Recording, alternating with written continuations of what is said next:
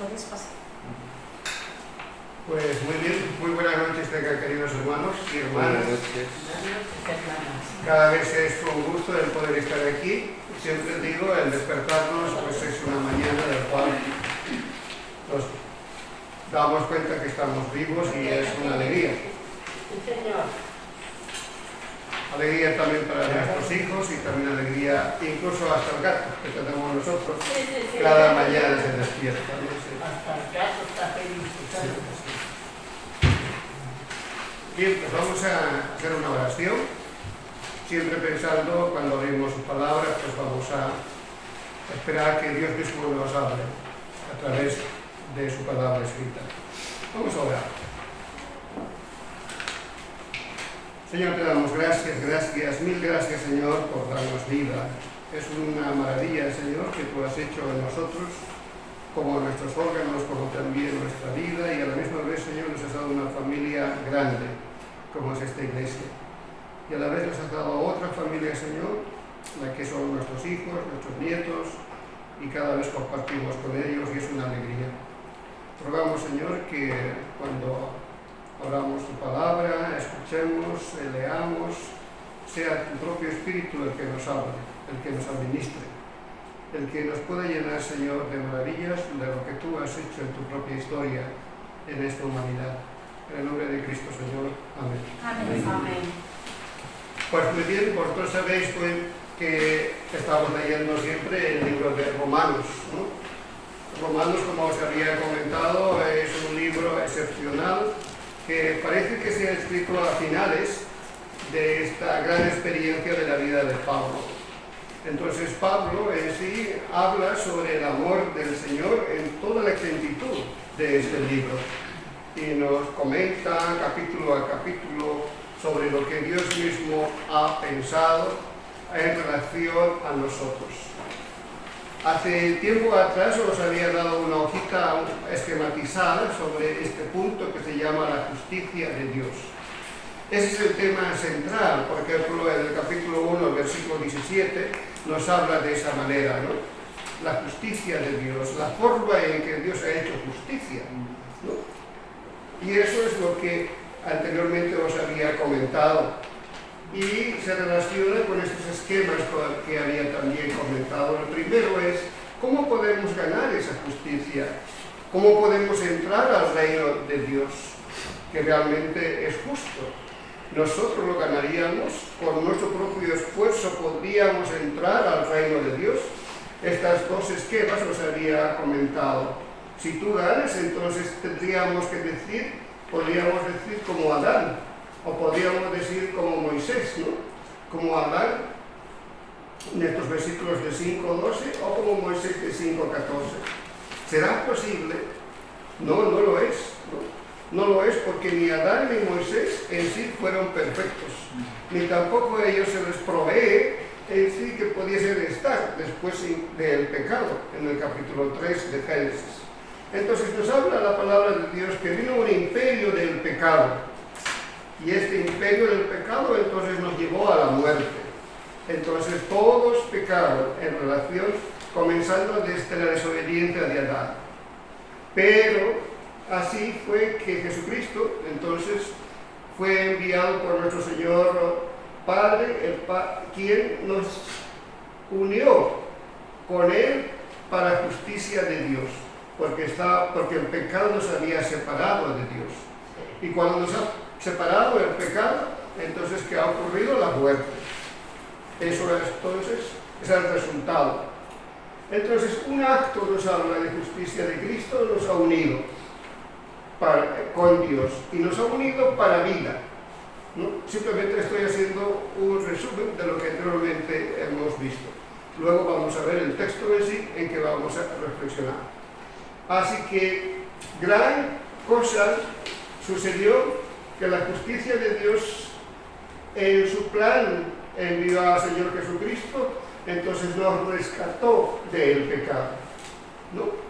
Nos llevó a una vida eterna. Entonces, ¿qué podemos decir? Nos vamos a ir al versículo ahora que nos corresponde en el capítulo 6, en el versículo 15. voy a utilizar una versión muy simple y también muy concreta. Se llama una versión la Biblia del lenguaje básico. Entonces, como no la tenéis vosotros, ya os he escrito en este mismo papel. Está escrito aquí. Podéis leerlo.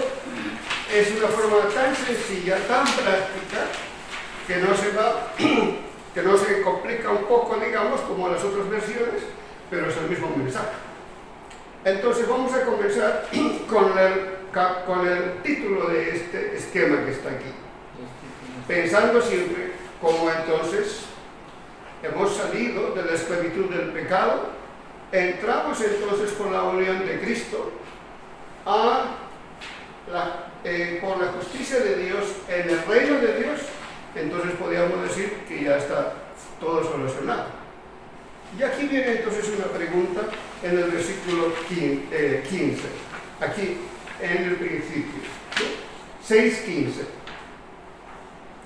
Y dice, alguien podría decir que, como ya no somos esclavos de la ley, como anteriormente se había comentado, ¿no? Hemos salido de él, como ya no somos esclavos de la ley, sino que estamos en el servicio de la gracia de Dios, ¿podemos seguir pecando?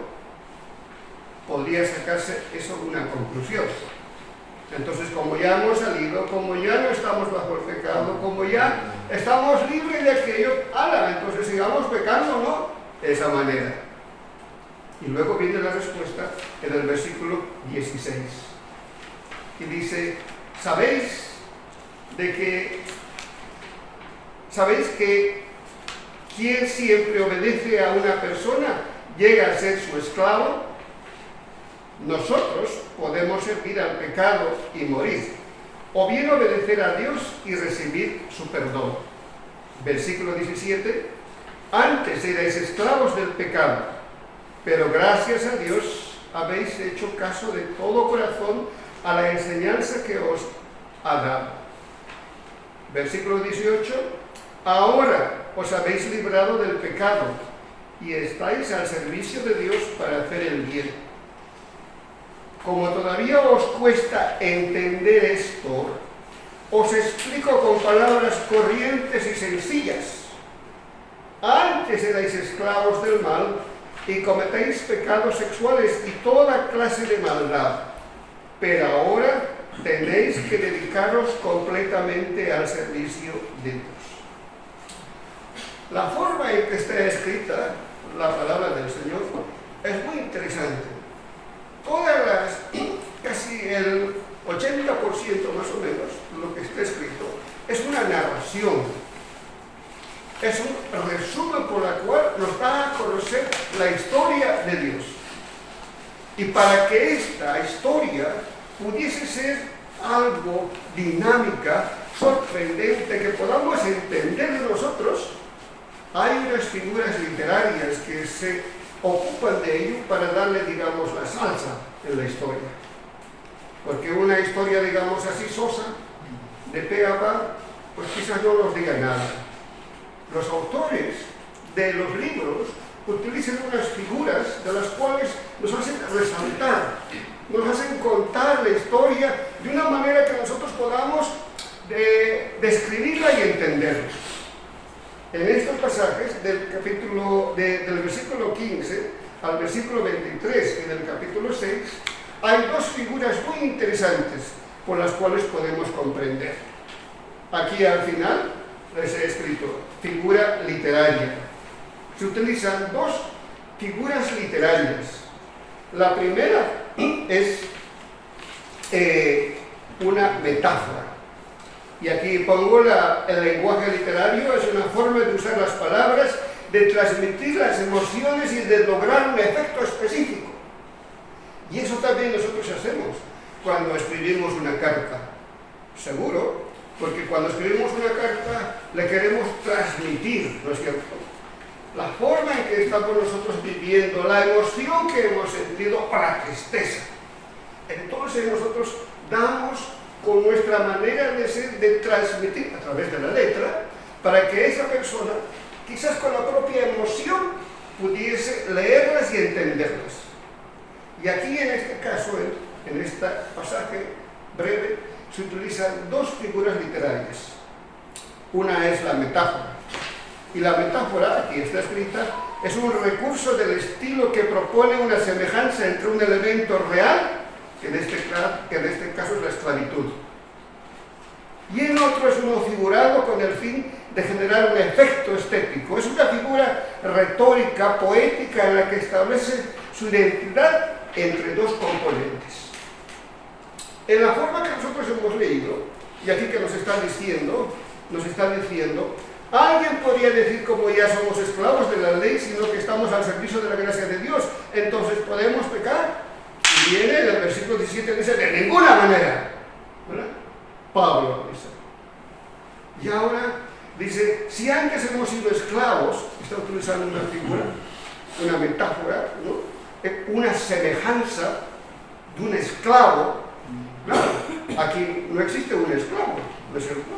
Pero nos está dando una figura, como si fuese un esclavo, algo que nos esclaviza, pero algo también en la otra parte que en una manera se podría decir nos esclaviza al Señor. Primero nos esclavizó al pecado y luego nos esclavizó al Señor. Una forma de decir, ¿ves? Dos cosas. Una real, que sí conocemos que es un esclavo, pero una manera, una semejanza también que podríamos decir que nos enlaza como si fuese un esclavo. Y aquí nos habla de una manera interesante y nos dice en el versículo 17, en comparación con el versículo 18, antes, ¿ves? Lo tengo en este esquema, antes. Si nosotros vemos al versículo 17, dice, antes erais esclavos. ¿Ves? Vamos al versículo 19, también lo tengo ahí resaltado, antes erais esclavos. Entonces está haciendo una diferencia de una cosa que sí existe a una semejanza de otra. Si nosotros vamos al versículo 18, pero ahora, dice, vamos al versículo 18 y ve que está ahí en negrita. Ahora os habéis librado del pecado. Es esa forma que está escribiendo, una manera que dice, antes eres esto, ahora es esto. Antes eres esclavo, ahora ya no.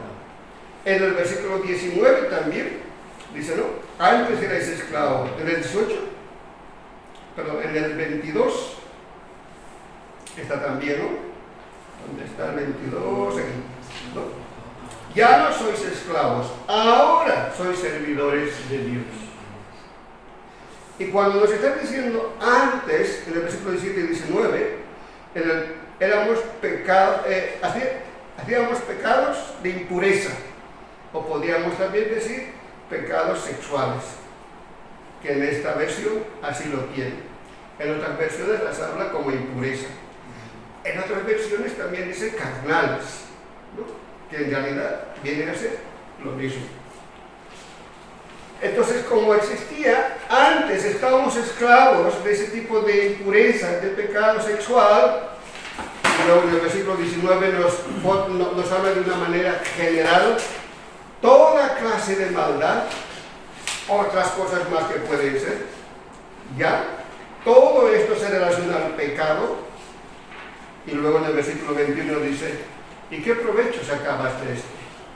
O en las versiones vuestras dice, ¿y qué fruto había de ello? ¿No es cierto? Y la respuesta es, nada, no había ningún fruto. En el versículo 21, el fruto que en sí salía de todo esto, pecado, de la impureza, de la maldad, nos dice el versículo 21, una vergüenza. Una vergüenza. Antes, entonces, todo esto estaba relacionado, entonces, el resultado de esto fue la muerte, versículo 23. Versículo 23 dice así, pues solo vive para pecar. Quien solo vive para pecar, recibirá como castigo la muerte. En vuestras versiones dice, ¿cómo? Porque la paga del pecado no. La muerte. El resultado es la muerte. La paga del pecado es la muerte.